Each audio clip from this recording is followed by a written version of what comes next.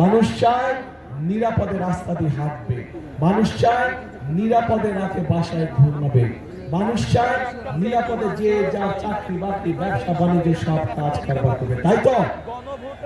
কাজে সেই নিরাপদ ব্যবস্থা যদি তৈরি করতে হয় তাহলে আপনাদেরকে সমর্থন লাগবে।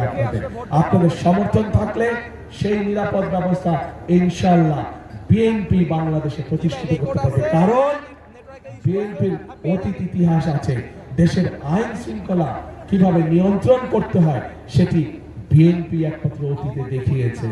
বিএনপি দেখিয়েছে বলে, বিএনপির অভিজ্ঞতা আছে বলে বিএনপির পক্ষে সম্ভব একমাত্র দেশের আইন শৃঙ্খলাকে সঠিকভাবে শক্তভাবে নিয়ন্ত্রণ করা এবং শক্তভাবে মানুষের নিরাপত্তা প্রদান করা।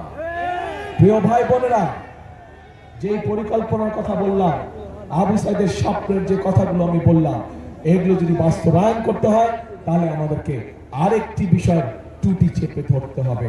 বলেন তো কি সেটা? ইয়েস, দুর্নীতি চেপে ধরতে হবে, টুটি চেপে ধরতে হবে।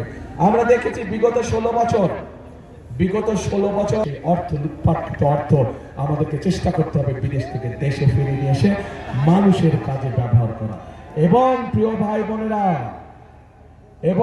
ভাই বোনেরা, এই কাজটিও যদি কেউ করতে পারে সেটাও একমাত্র বিএনপির পক্ষেই করা সম্ভব। কারণ একটি আন্তর্জাতিক সংস্থা, যেই সংস্থাটি এই দুর্নীতিতে কে কত নাম্বার পেল এই হিসাব যারা করে, তাদের হিসাব মতে 2001 সালে যখন খালেদা জিয়া দায়িত্ব পায় তখন থেকে আস্তে আস্তে বাংলাদেশ দুর্নীতির রাহুগ্রাস থেকে উপর দিকে উঠতে থাকে, মুক্ত হতে থাকে। কাজেই বিএনপি এটিও প্রমাণ করে দেখিয়েছে যে বিএনপি একমাত্র পারে দেশকে দুর্নীতির রাহুগ্রাস থেকে মুক্ত করার জন্য।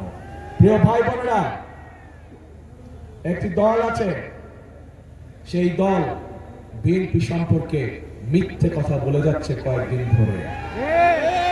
আপনাদের নিশ্চয়ই মনে আছে, আজও দেখলাম তারা বলেছে তাদের 2 জন সদস্য 2001 থেকে 2006 পর্যন্ত আমাদের সাথে সরকারে ছিল।